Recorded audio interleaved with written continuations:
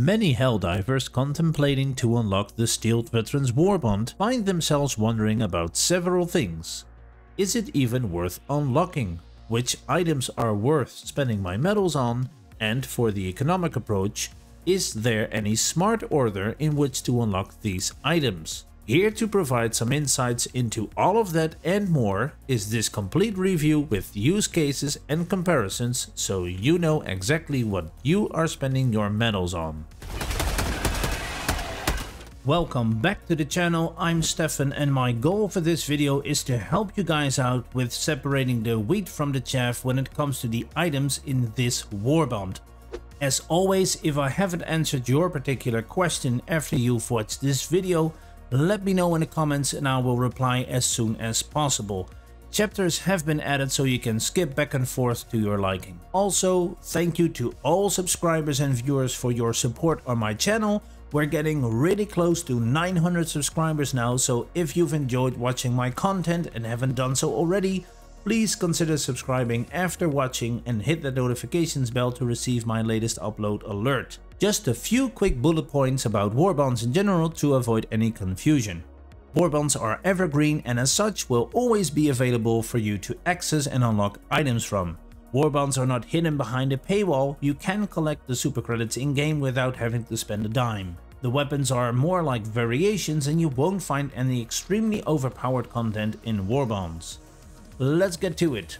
Arrowhead has designed the game's first ever premium warbond around explosive and incendiary weapons, which offers a genuine choice to new players in unlocking some new firepower, since all other initial weapons are regular kinetic ones. On a note of expectation management though, none of the weapons inside the Steeled Veterans Warbond will be game changers.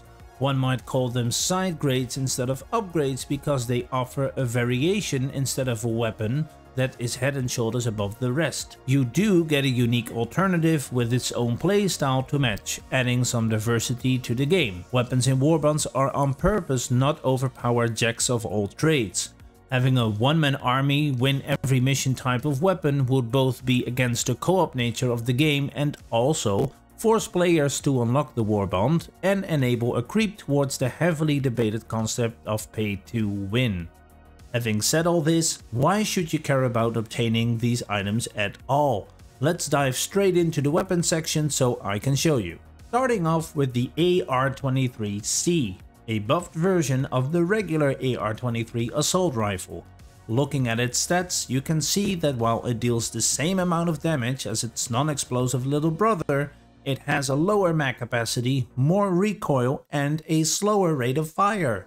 So why on Super Earth would you want to use this? Well, considering you might be a new player with literally no other alternatives, the main upside for this weapon is the pushback or knockback effect from its explosive rounds. Again, it deals the same amount of damage as the AR-23, but upon connecting with an enemy, the AR-23C's rounds will push back enemies quite a bit, allowing for some crowd control or buying yourself extra time to throw a grenade into a larger group. Even at higher level missions, as you can see here, this still works. It's an okay weapon to use, but due to the low mag capacity and slow rate of fire, it starts losing out to more effective weaponry from difficulty levels 4 and up, when more DPS output is required. Which is why, as most players quickly found out, especially when playing against Terminids, shotguns are far more effective due to their close range damage and ability to quickly empty an entire clip to take out larger enemies, in the what I like to call medium category such as Brute Commanders and Bowel Spewers. The Breaker shotgun is without a doubt a much discussed weapon, quickly having risen to the weapon of choice of most players right from the start due to its high rate of fire whilst packing a good punch per shot. I find its nephew, the incendiary shotgun on page 2, to be a real treat when it comes to both crowd control and close range DPS.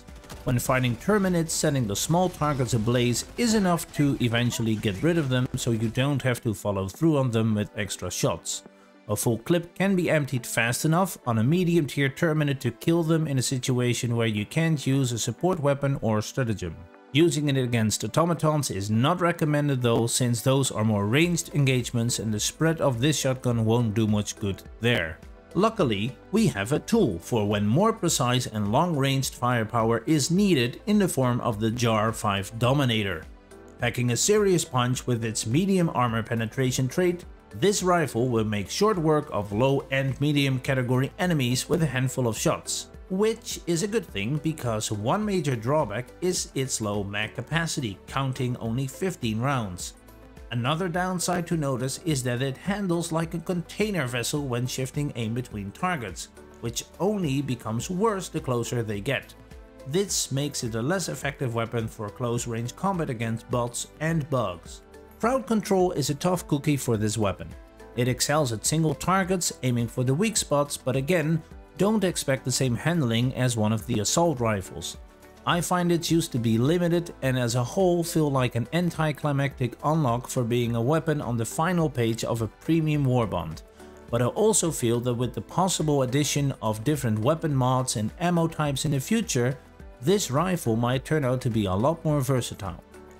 Moving on to the Sidearm and Grenade. The P4 Senator is a heavy hitting revolver, but after highlighting its awesome DPS, that's about it. Having only 6 rounds, massive recoil in comparison to other firearms, and a long reload time make this pistol more of a style pick than an effective one. For me personally, I use my sidearm as a last resort when running out of ammo and quickly switching to fend off any close range assailants. You can imagine having only 6 shots leaves a huge risk of not having killed your targets and then dying. All in all, unlock it if you like its style, but avoid it if you're expecting some awesome performance. Next up is the Incendiary Grenade. On impact it will detonate, dealing a small amount of blast damage over a small area whilst also setting it ablaze. Due to having less blast damage upon detonation, this grenade won't take care of larger targets with the same ease as the high explosive or impact grenades, but it's perfectly fine for bug holes or automaton fabricators. But the most practical use you can get out of it is when fighting terminate swarms, creating a blazing carpet they have to pass through, dealing considerable damage to small and medium enemies. Combining these grenades with the Incendiary Breaker or even the Flamethrower support weapon, you can live out your Flame Trooper fantasies to the fullest. But do keep in mind that there is a higher risk of setting yourself and teammates on fire, which I'm sure they'll love.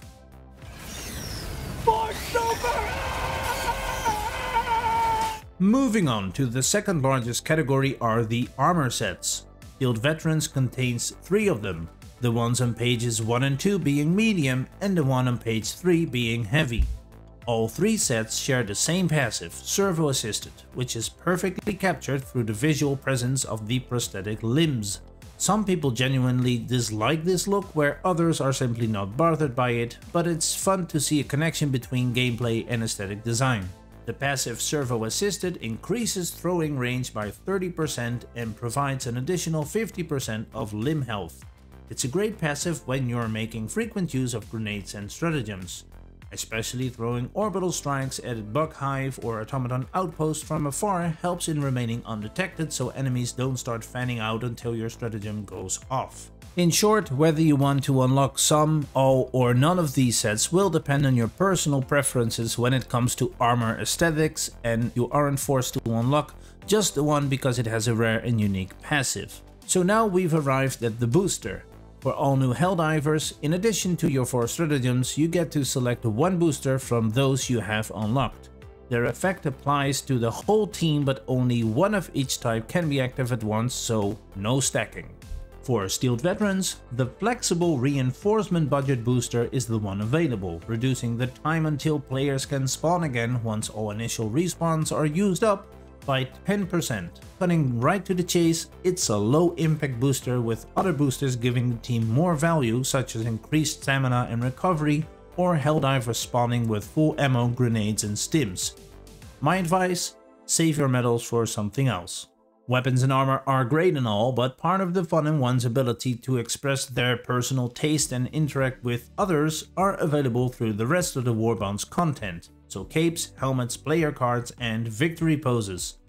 Premium Warbonds unfortunately do not contain any emotes. Those are currently privy only to the regular Warbond, something I personally find a bit disappointing. But what do we get for swag with Steeled Veterans? In terms of capes and helmets, if you're really into one of the 3 armor sets in this Warbond, then you will most likely want to unlock the accompanying cape and helmet to complete the set and have the uniform look. The super credits on each page are a must-have, allowing you to accumulate them quickly for a new Warbond release or armor set purchase from the superstore.